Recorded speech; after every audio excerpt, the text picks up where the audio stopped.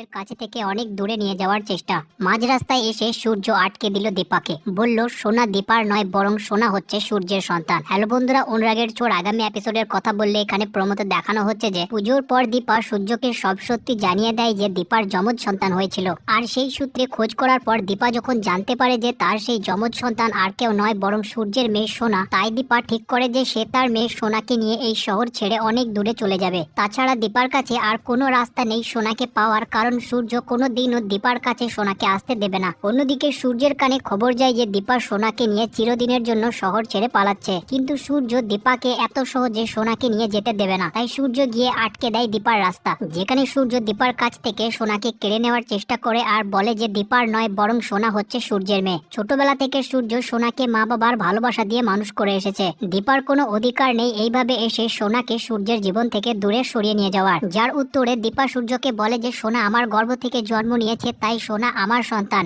আর আপনি যতদিন এটা স্বীকার না করবেন যে সোনা আর রূপা হচ্ছে আমাদের দুজনের মেয়ে, ততদিন আমি আমার মেয়েদেরকে আপনার কাছে রাখতে দেবো না। এবার আগামী এপিসোডে এটা দেখার হবে যে সোনা কার কাছে যাচ্ছে, সোনা আদৌ কার কাছে থাকতে চায়, সেটা তার ফুল মা নাকি তার বাবা ডক্টর সূর্য সেনগুপ্ত। এই ভিডিওতে আপাতত এটুকু।